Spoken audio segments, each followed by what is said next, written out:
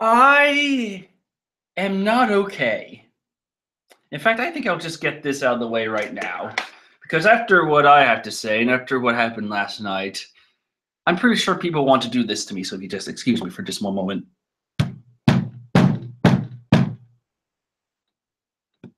One more. I could do it more and harder. Don't take that out of context. I could do that more and harder, but you see, I want to speak in at least complete sentences during the stream. So, last night I watched Dragon Ball Super episode 103. And you know what? I think this was the episode that finally made me crack. And last night, after watching it, I had the opportunity to actually write a review about it. I had time to go in this room, right on the computer's right next to my screen here. I could go on the computer, write a long script, and do some voiceovers. And then the day after, I could just do some little editing, release my little review of Dragon Ball Super episode 103. You might be asking, well, where's the review? It's gone. It's long gone. A storm came by here last night, knocked out the power, and apparently halfway through the script, you know how Microsoft Word usually saves files that have been left on for a while? Apparently my script wasn't, it didn't exist long enough to be saved by Microsoft Word. So now it was lost to time, and I lost my opportunity to give a Dragon Ball Super episode the good old Trevor Tiger edited video treatment. And honestly, I don't know when I can do this kind of content again. I don't know when I could just like watch an episode and then the very next day or that night just talk about the series or just the episode in context. I don't know when I will be able to do this again. So that was my chance last night, and now it's gone. But you know what? Not having that. Because this was the episode, like I said earlier, that made me crack. It made me realize the formula that the Dragon Ball Super writing staff, the team behind it, I finally figured out their little equation that they used to create an episode for this show. Goody for them, and goody for me. And I was sitting here this morning thinking, okay, this sucks that I don't have any like edited video, I don't have any content or whatever, but I'm going to talk about this. I have, for once, the time to talk about this episode. So you know what? I'm going to do it. Stream format. I'm going to get my little review of this episode out of the way. Don't worry, I have pictures that I can show you, so you won't be seeing my hideous face for the whole time. And then I will follow that, or try to include it, my little rant about this arc. And I want to be absolutely clear, just before we get into this. I am a fan of Dragon Ball. It has been with me not all my life, but I'm pretty sure it's been most of my life. I remember when I was like 6, my older sister, we used to watch a lot of anime. This is when Toonami was showing shows like Yu Yu Hakusho and Dragon Ball Z, Cowboy Bebop. I think that was one of them. My memory's just a little foggy in terms of what else was on. And I'm usually sneaking to her room just to watch anime. And I remember, this is funny, the first time I really saw how violent anime can be. I walked in my sister's room one night, and this was the Yu Yu Hakusho episode where Kuwabara gets stabbed by Togoro, and he's dead. And I'm sitting there watching that. I was like, Maggie? And my sister's name is Maggie. Like, Maggie? Is he dead? And then I cried like a little bitch. And then after that episode, they showed Dragon Ball Z, and it was the Goku versus Nappa episode. And I'm thinking, all right, cool. It was an action-filled episode. I didn't really get what was going on because, again, I was like 6. But I think that was my first introduction to Dragon Ball Z. And ever since, that show has stayed with me. I have loved it dearly. I didn't really have a chance to talk about because I'm really a One Piece YouTuber. But I love it for all the same. And then Dragon Ball Super came. Mixed bag. Some things I like in this show, some things I don't like in this show. I'm giving this the promise that I usually do to all the shows I watch.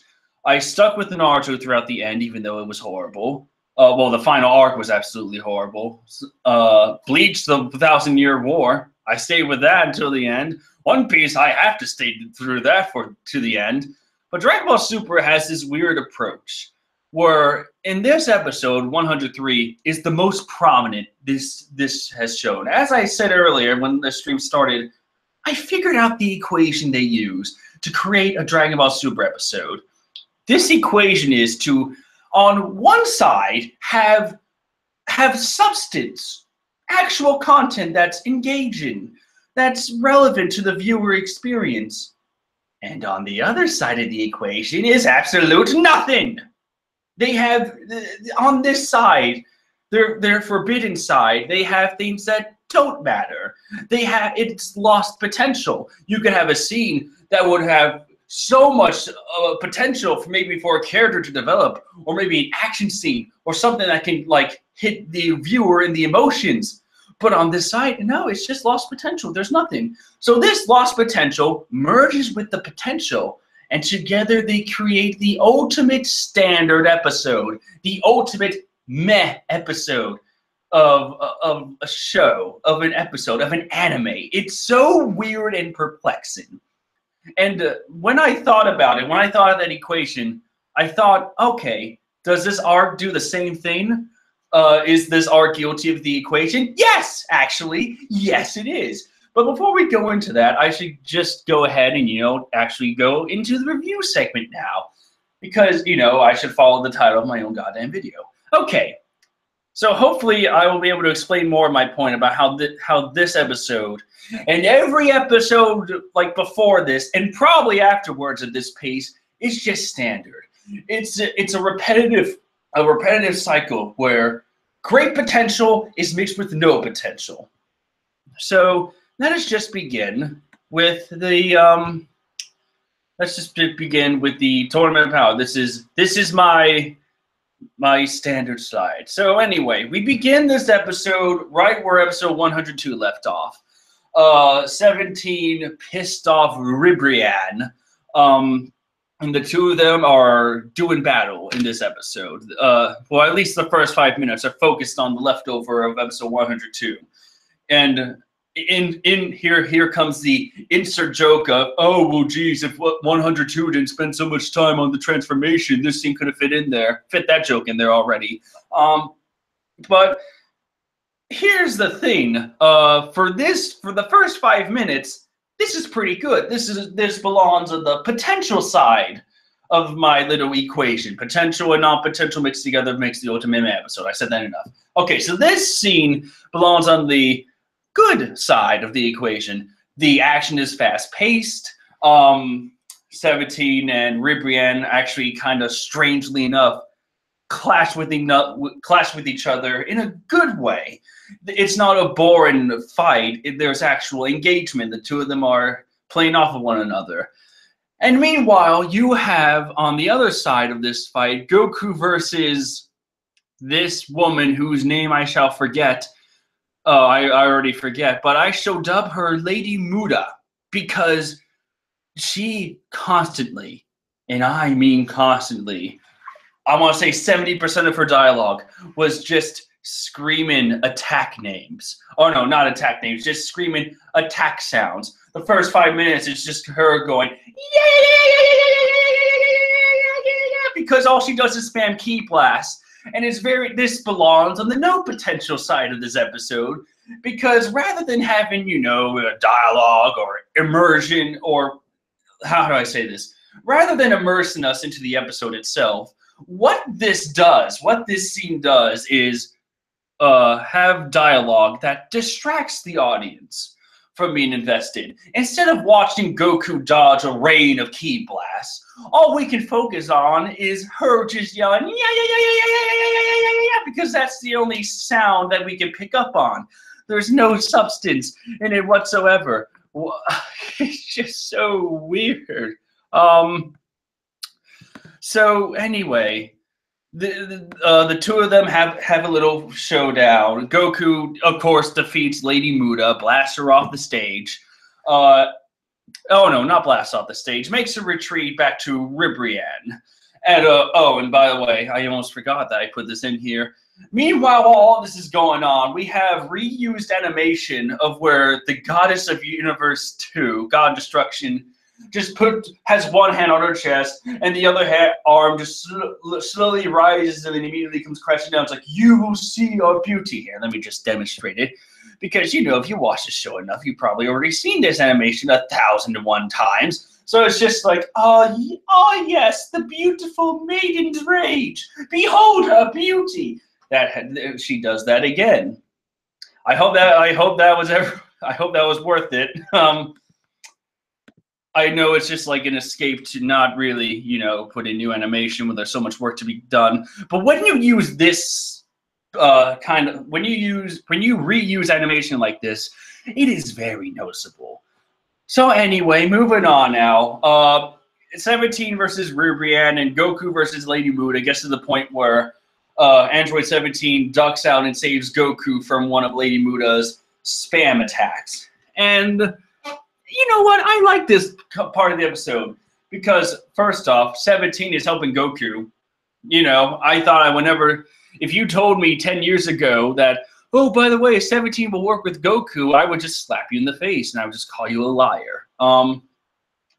But I really like this part. There is potential in this. Goku teaming up with his teammates in order to achieve victory in this giant, massive tournament. That has so much potential, and it's explored a little here. The interactions are believable. The interactions are fun and engaging. But after this episode, oh no, not after this episode, after this part, after this brief little sparring match, we have the Yard Rat from Universe 2, whose name escapes me. I will just call him Bob. So Bob teleports in. It's like, all right, you two have fought enough. It's time to retreat. I don't remember how many fighters are left in Universe 2, but they make a retreat. A good move, but it's also another move that you could see as they just did a cop-out. Instead of, you know, finishing off Universe 2 now, they, of course, had to retreat so that we can go to the next part of the episode. And the next part of this episode is Gohan finally getting his groove back once again.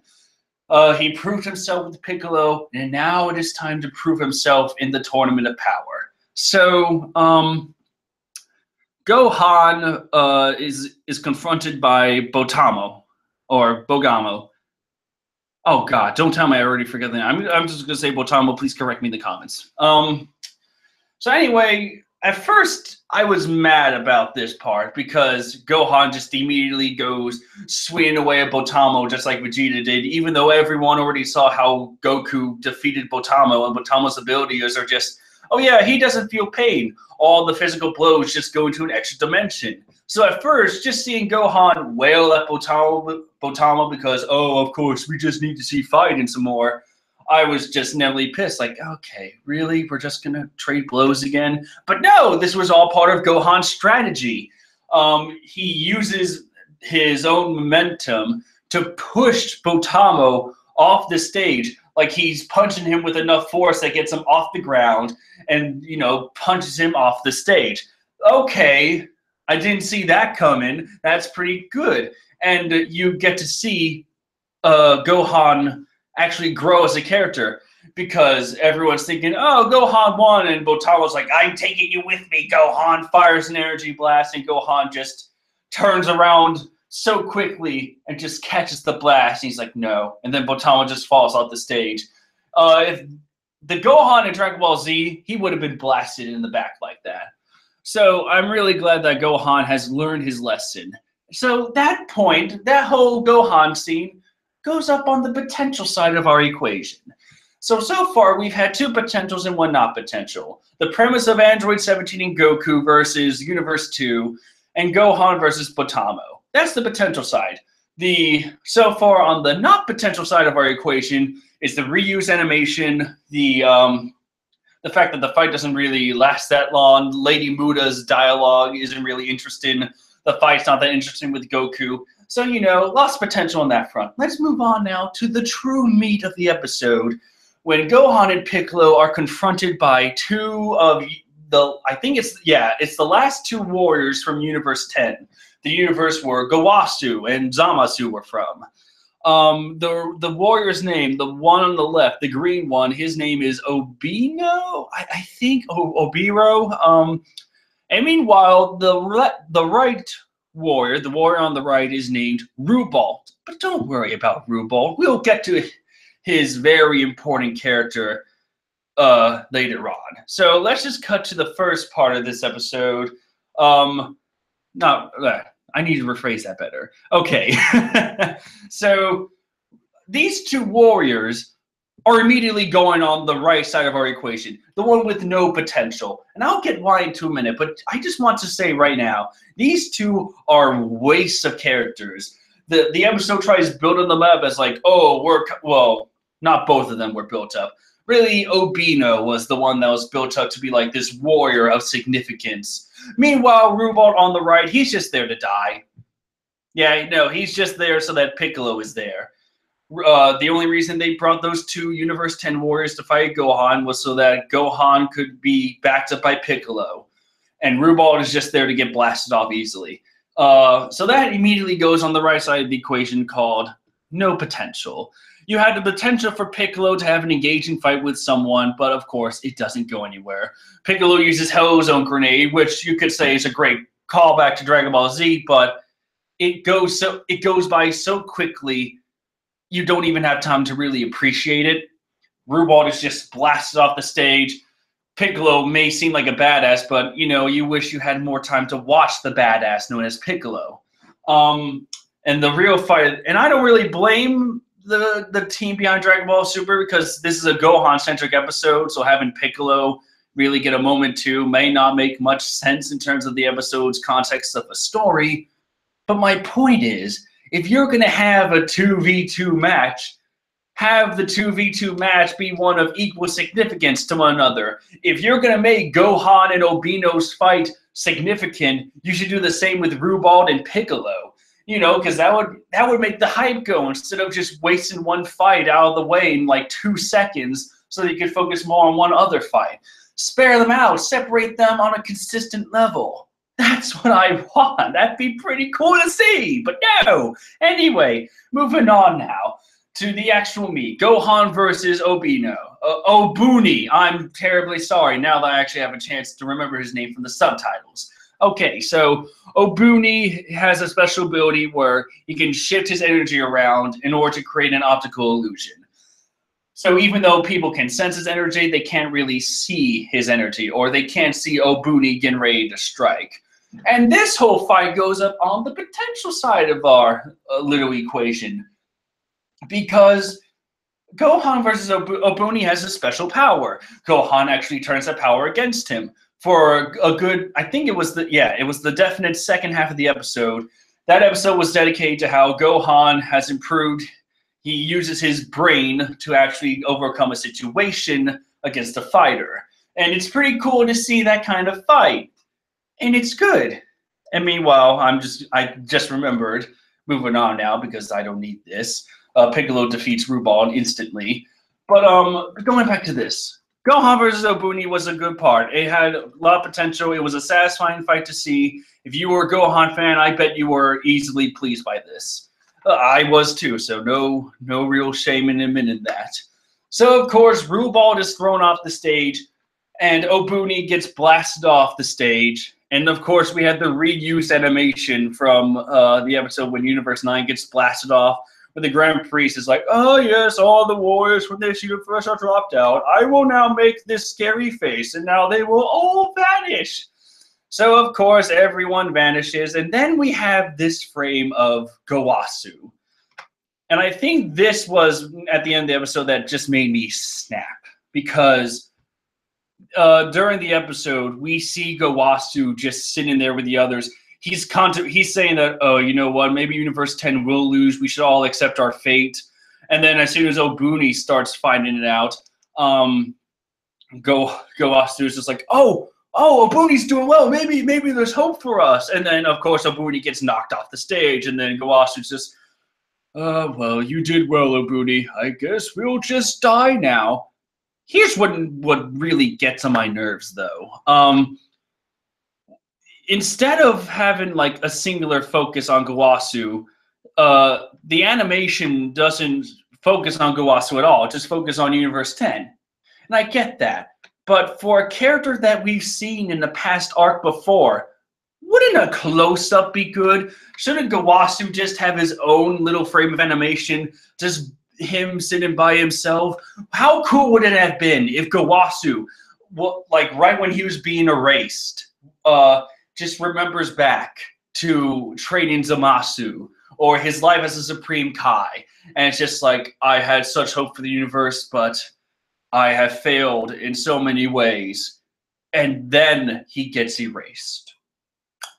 That would have been so great to see. That's the lost potential that I'm talking about. This episode, and so many other episodes before it, had the potential to focus on one character at a time, instead of just spazzing it out. I'll get into more detail in a second because I just need to get my head back on track. Anyway, Goasu, he doesn't really get the focus that he deserves, especially when he's dead now. In fact, he's not even going to the afterlife. He's just gone forever, dead as a parrot. Insert Monty Python skit here. And of course, we do have the other thing that really pissed me off.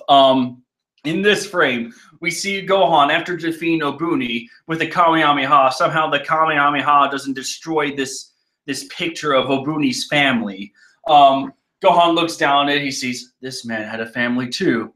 And then the picture just is erased. So my question is, why would you show that picture at all?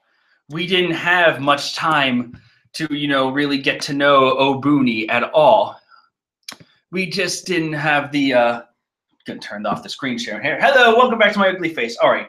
So in terms of Obuni, we had an entire episode focused on Gohan, but we didn't have it focused on Obuni.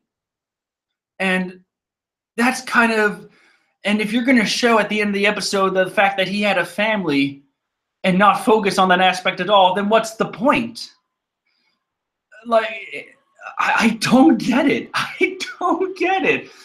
Because I can get what the team is trying to do. They're trying to have a situation in the Tournament of Power where Gohan fights someone that's like him in the warrior aspect. Obuni was a warrior. He had a family to protect, but against Gohan, he just failed. I can get what they're trying to do. But by the end of the episode, they showed the picture for maybe 10 seconds maximum, and you see Gohan's face, but you don't really have the time to appreciate it. I guess what they're trying to do is go for the twist ending where it's just like, oh man, maybe Obuni wasn't such a bad guy after all. But no, he just vanishes. And the picture just vanishes. We don't know. We didn't have the time to appreciate Obuni for what he was. So that entire ending goes up on our lost potential. The potential that could have been.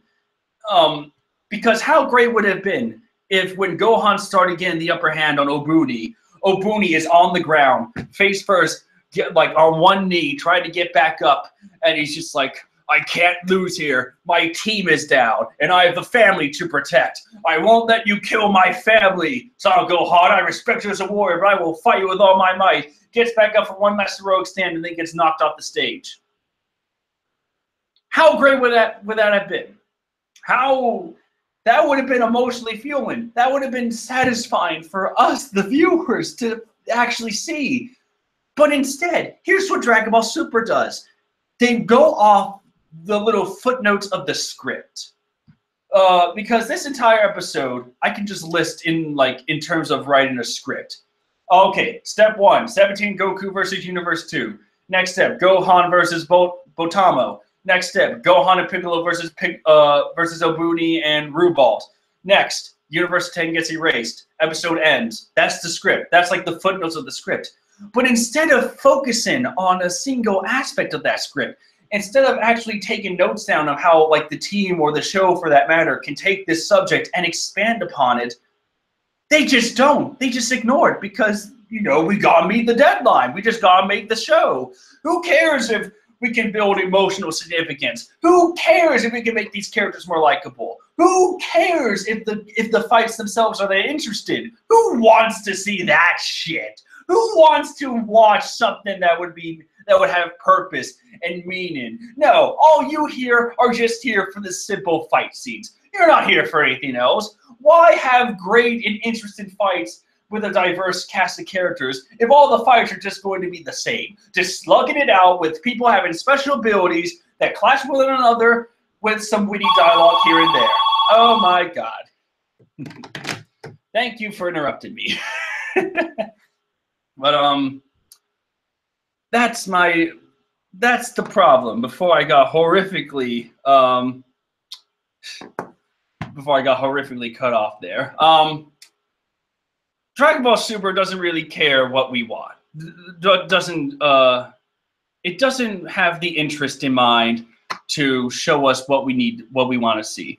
It doesn't take that extra step. It doesn't go beyond what it could be. It doesn't make the leap to go into the sought-after territory of best animes ever, where the likes of My Hero Academia, One Punch Man go to.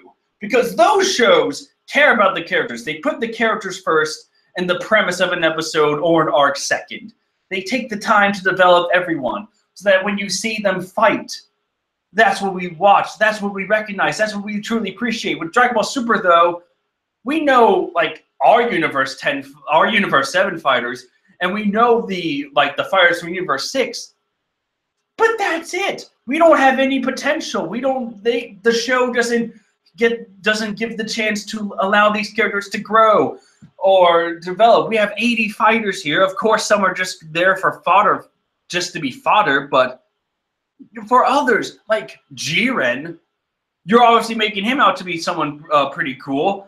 He's going to get some development. But my point is, if you're going to have episodes focused on singular characters, then take the time to focus on the characters, not just in terms of Universe 7, but focus on the actual other fighters too. That way, when we actually see them fight, we are invested.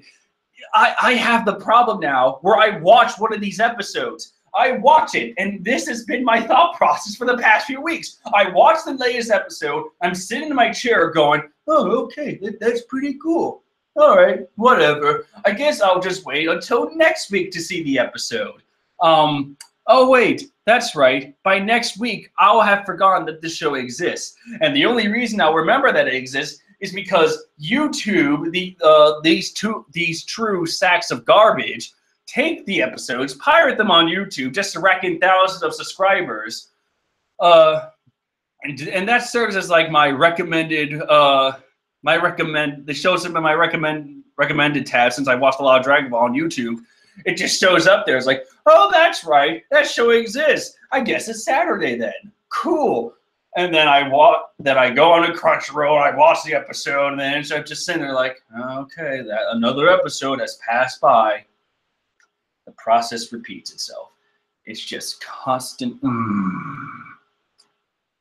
This stream isn't going to be a particularly long one. I just wanted to get my voice out there. Because I don't know when I can just do another video like this again. I don't know if I can review an episode like this again. I'm not super angry at Dragon Ball Super. This episode was, again, just standard. It had things I liked and things I didn't like. But my problem is this show takes the potential that could have been on one side and just chucks it out the window. And then they shoot it. They kill off potential. There's so much opportunity for growth, but they don't take the chance. They don't take that extra step. They instead just they just show fight scenes for the sake of fight scenes. So with that being said, and this entire arc has been like that. You have, just to bring up another point, how about when Kale turned into the legendary Super Saiyan? In that episode, we have Kale just like going legendary Super Saiyan to beat up Goku Super Saiyan Blue, but that's just the lazy way of doing it. Why have like Goku just get whaled when you could have this as an alternative solution or as an alternative plot device. Why not have KO first turn into a legendary Super Saiyan, attack Goku, and then starts losing against Goku because Goku's just the better fighter? Then that way, like the more times that Goku defeats Kale in that form, the angrier Kale gets. And since the Super Saiyan transformation is fueled by rage, then, you know, have that rage build. That would give Kale more power. By the end of the episode, maybe she would be strong enough. Maybe she would be angry that the power matches Super Saiyan Blue. That would have made so much more sense than just having Kale transform right off the gate and just be like, oh, she's strong as Goku at his strongest form, apparently. So, you know, just have fun with that. You know, I hope you enjoy Internet. There's no growth. There's no potential. But at the same time, where I feel like there's no hope for Dragon Ball Super, on the other side, there is potential. You do have good scenes. It's just not consistent. It's not consistent in its delivery of quality content. But in terms of actual consistency for an arc basis, this entire arc so far has just been a repetitive process where an episode repeats its formula. Show something interesting and then have something of no substance. And then kind of build towards something, but don't. Then in the preview, we'll show something that gets everyone hyped for the next episode to reel them in back into the next one, and then repeat the process over and over. The cycle of meh is going to be a continuous one, and I don't see that changing anytime soon. So that's pretty much all I have to say. That really is. I wasn't even sure how long this stream was going to be, but I definitely know it wasn't going to be a super long one. I just had the chance to talk about Dragon Ball Super, and by God, I have taken that chance. And I finally let out some steam about my frustrations in this arc. I don't hate Dragon Ball Super. I still find it to be a good show in some areas, but so far in this arc, it's just been nothing but staying at a safe level. It doesn't take the extra step, and it doesn't turn into god-awfulness, but it just stays on the level of standard.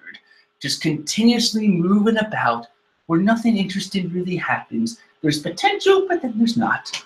So, with that being said, if you're a Dragon Ball fan, go ahead, keep watching it. I'll probably keep watching it. I at least owe the series that much to watch it to the end. But I'm just going to be doing it more cautiously right now. I can't be hyped about Dragon Ball Super anymore. I just can't. Every week, like for the past few weeks, I've just been sitting there watching the episode like, okay, that just happened. This wasn't like My Hero Academia where, and I know I just love reading on My Academia, but it's been like a recent love for me. But in that show, I see the episode and I'm like, cool, I can't wait to see what happens next time. What's going to happen to this character? I'm invested. What's going to happen here? Is this person going to die? Is this person going to grow? Who knows what's going to happen? But then Dragon Ball Super is just like, okay, whatever. I said that enough. So that's it for me. I think you all get the point that Dragon Ball Super, for me, has just been remained at a consistent level of all right. It's not awful, but it's not great. It just stays there. It has the potential to be more, to truly be like a top tier anime, if that's even a thing. But it just stays at one single level. So that's all I gotta say. Thank you so much for watching. I will see all of you beautiful legends next time. Take care.